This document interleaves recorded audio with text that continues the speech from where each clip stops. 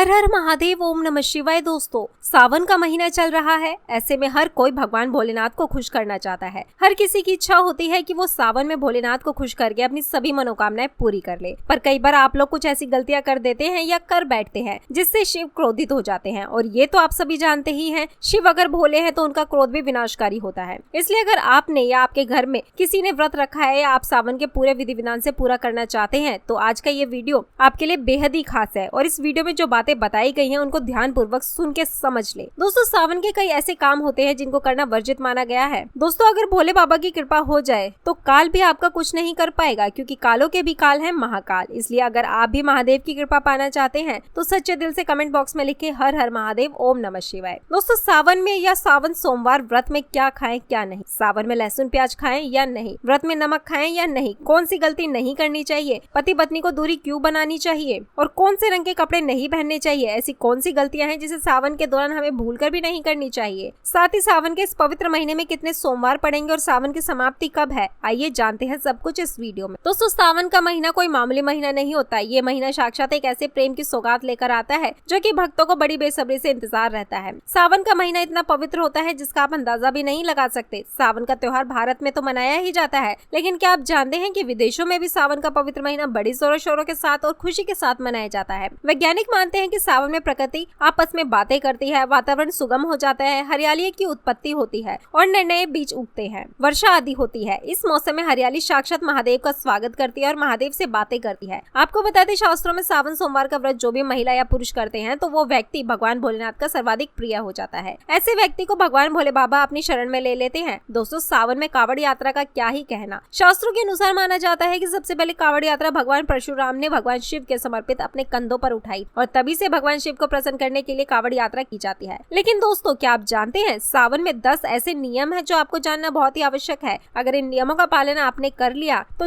जीवन में आपको कभी भगवान शिव के क्रोध का सामना नहीं करना पड़ेगा। आपका पूरा परिवार गरीबी, निर्धनता और बर्बादी से बचा रहेगा। तो आइए जानते हैं। सबसे पहले जानते हैं सावन सोमवार व्रत की तारीख। सावन के पहले सोमवार का व्रत 3 अगस्त 2026 को रखा जाएगा। दूसरा सावन सोमवार 10 अगस्त, तीसरा सावन सोमवार 17 अगस्त और चौथा सावन सोमवार व्रत 24 अगस्त 2026 को रखा जाएगा। दोस्तों, अब जान लेते हैं सावन सोमवार के व्रत में क्या खाना चाहिए और क्या नहीं खाना चाहिए। अगर आपने सावन सोमवार का व्रत रखा है तो आप इस दिन सात्विक भोजन ही करें। ये निर्जला व्रत नहीं होता, इसलिए इस व्रत में सेंधा नमक से बनी चीजें खा सकते हैं। अगर आपने फल खाने पर संकल्प लिया है तो नमक भूलकर भी ना खाएं। आप फल वगैरह भी खाएं और कुछ मत खाना। व्रत में बाहर का गन्ने का जूस मत पीना, उसमें नमक पड़ा होता है। बाहर का जूस भी मत पीना, उनके बर्तनों में भी नमक पड़ा होता है और वो नमक आपके मुंह तक जाएगा तो आपका व्रत खंडित हो जाएगा। व्रत में डब्बा बंद जूस नहीं पीना चाहिए, उसमें कई केमिकल पड़े होते हैं जिससे व्रत टूट जाता है। दोस्तों, सावन में कई बार शुक्रवार का दिन पड़ जाता है तो खट्टा भूलकर भी मत खाना, क्योंकि माता संतोषी इस दौरान जागृत अवस्था में हो जाती हैं। वो रुष्ट हो जाएंगी और इस दिन आप पानी पूरी, इमली की चटनी वगैरह, खट्टे फल वगैरह जाने अनजाने में भी मत खाना, क्योंकि इससे माता संतोषी क्रोधित हो जाएंगी। एक बार माता संतोषी रुष्ट हो गई तो आपकी जिंदगी भर कष्ट भोगने पड़ेंगे। माता रानी भोली है, पर वो सावन के महीने में जो भी शुक्रवार के दिन खट्टा खाता है उसे परेशानियों माता के क्रोध का सामना करना ही पड़ता है। सावन में साधारण नमक फलों पर लगाकर या अमरूद के बीज भरकर भूलकर भी मत खाना चाहिए। आप सेंधा नमक फलों पर लगाकर खा सकते हैं। सावन के व्रत में चाय आप पी सकते हैं, लेकिन चाय में नमक मत डालना, इससे हड्डियां गल जाती हैं। सावन के व्रत में दूध नहीं पीना चाहिए, इससे भगवान शिव क्रोधित हो जाते हैं। सावन में हल्दी मिलाकर दूध पीने से भयंकर श्राप लगता है। सावन में बच्चों को दूध पी लेना चाहिए, पर घर में बड़ों को दूध नहीं पीना चाहिए। यदि सावन का व्रत अगर आपको मीठा रखना है तो आप खीर, पराठा या दही खा सकते हैं। आप चाहे तो सेंधा नमक से बने आलू के पकवान खा सकते हैं, आलू की सब्जी, कुट्टू के आटे की रोटी के साथ खा सकते हैं। लेकिन आटा ध्यान से देख ले, पुराने आटे में कीड़े पड़ जाते हैं जिससे आपका व्रत खंडित हो सकता है। व्रतधारी को सावन सोमवार के व्रत में आटा, बेसन, मैदा, सत्तू, अन्न और अनाज का सेवन नहीं करना चाहिए। इसके अलावा अन्य किसी भी व्यक्ति को मांस, मदिरा, लहसुन, प्याज इत्यादि का सेवन नहीं करना चाहिए। वहीं व्रत रखने वाले व्यक्ति को धनिया पाउडर, मिर्ची पाउडर, सदा नमक का सेवन भूलकर भी नहीं करना चाहिए। सावन में चाहे आपका व्रत हो या ना हो, किसी भी व्यक्ति को कड़ी पकौड़ा नहीं खाना चाहिए। और वहीं पत्तेदार सब्जियां, पालक, मेथी, लाल भाजी, बथुआ, पत्ता गोभी जैसी सब्जियां या साग सब्जियां भूलकर भी नहीं खानी चाहिए। ये जहर के समान मानी जाती है, इसमें कीड़े आ जाते हैं, सांप, बिच्छू वगैरह आ जाते हैं। और जो भी व्यक्ति सावन में बैगन की सब्जी खाता है उस व्यक्ति को घोर पाप लग जाता है। इसी कारण लोग द्वादशी और चतुर्दशी पर बैगन नहीं खाते। पत्तेदार सब्जियां क्यों नहीं खाई जाती, इसके पीछे एक कथा है, मैं आपको बताऊंगी। दोस्तों, सावन के पवित्र महीने में कौन कौन सी गलतियां नहीं करनी चाहिए। ये गलतियां पाप का भागीदार तो बनाती ही है, साथ ही साथ ऐसा व्यक्ति जो नरक में अटका रह जाता है। सावन में घर के सभी लोगों को सुबह जल्दी उठना चाहिए और जितना जल्दी हो सके कम से कम पहला सावन स्नान अवश्य करें। परिवार में सबको स्नान स्नान करना चाहिए। यदि कोई बीमार है तो उस पर गंगा जल के छींटे मार दे। सावन में किसी भी गरीब का अपमान न करे, क्या पता उस गरीब के रूप में भगवान शिव हो, क्योंकि भगवान शिव सावन में अपने भक्तों की परीक्षा लेने आते हैं। सावन में देर तक सोने वाली महिला का पति बर्बाद हो जाता है और उसकी मृत्यु निकट भविष्य में जल्दी हो जाती है। इसलिए पति के उठने से पहले सावन में हर स्त्री को जल्दी उठ जाना चाहिए और भगवान शिव की पूजा करनी चाहिए। सोमवार व्रत आपको अवश्य करना चाहिए, ऐसा करने से धन लक्ष्मी का वास होता है। सावन में पति पत्नी को सहवास नहीं करना चाहिए। अगर आपने व्रत रखा है या आपकी पत्नी ने व्रत रखा है तो आप दूरी बनाकर रखें, क्योंकि इस दौरान भगवान शिव की शरण में होते हैं। ऐसा व्यक्ति सावन में घनघोर काले वस्त्र पहनकर मंदिर में भी नहीं जाना चाहिए। जो आप घर में काले वस्त्र पहन सकते हैं, लेकिन मंदिर में भूलकर भी मत जाना, और ना ही व्रत में काले वस्त्र पहनने चाहिए। वैसे तो सावन में लहसुन प्याज नहीं खाना चाहिए, पर यदि आपका व्रत है तो उस दिन पूरे परिवार को लहसुन प्याज से परहेज करना चाहिए। सावन के महीने में घर में गंदगी नहीं होनी चाहिए, इससे प्रकृति नाराज हो जाती है। सावन में आपके घर का जो मंदिर है उसमें माचिस के खाली डब्बे या माचिस नहीं रखनी चाहिए। सावन में घर में किसी भी व्यक्ति को गाली नहीं देनी चाहिए, चुगली आदि नहीं करनी चाहिए। पत्नी को अपशब्द नहीं कहना चाहिए और ना ही पति को अपशब्द कहना चाहिए, इससे भगवान शिव आपको श्राप दे देते हैं। सावन में जो भी व्यक्ति दूध और हल्दी डालकर पीता है उसके ऊपर महाकाल का क्रोध बरसता है। सावन में बाल नाखून आदि नहीं काटने चाहिए, ये आपके पहले कर लेना चाहिए। क्यों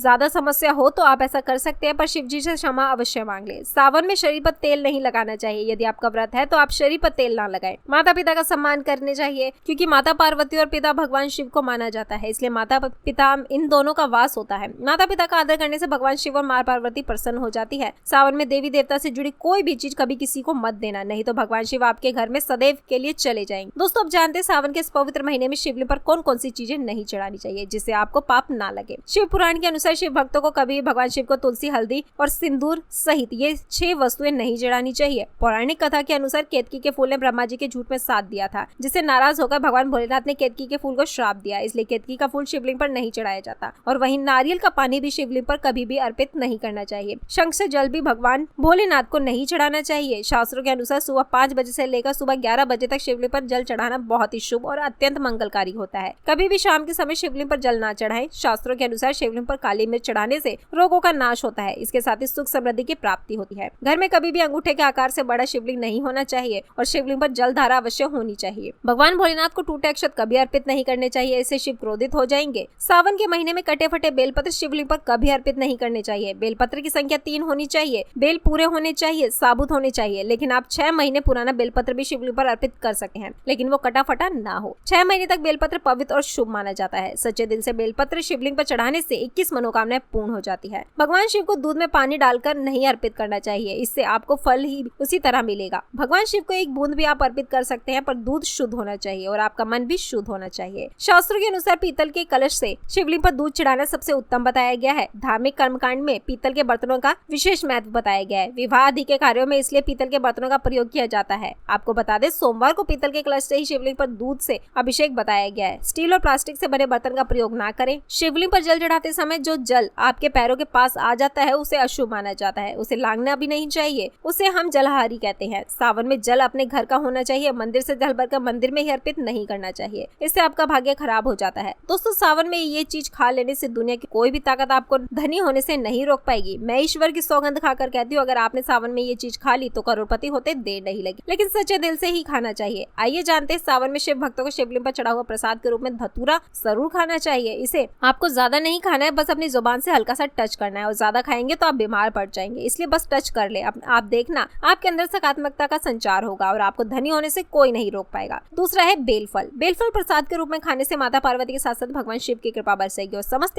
कोटि देवी देवता आपको धनवान बनाएंगे। बस ये चीज आपको खाना है और आप खुद देखना, आपको धनी होने से दुनिया की कोई भी ताकत नहीं रोक पाएगी। दोस्तों, ये सब जो हम आपको बता रहे हैं, हिंदू पुराणों में इनका साफ साफ प्रमाण मिल जाएगा। इसलिए दोस्तों, अगर आप भी पुण्य कमाना चाहते हैं तो इस वीडियो को सभी हिंदू भाई बहनों के साथ शेयर जरूर कीजिएगा, ताकि सभी अपनी समस्याओं से निजात पा सके। और अगर आप भी किसी समस्या से परेशान है तो कमेंट में लिख के बता सकते हैं। हम पूरी कोशिश करेंगे आपकी समस्या का समाधान करने की। साथ ही आपको वीडियो कैसा लगा हमें कमेंट में जरूर बताइएगा और वीडियो को लाइक और शेयर करना ना भूलेगा। हर हर महादेव, जय शिव शंभू।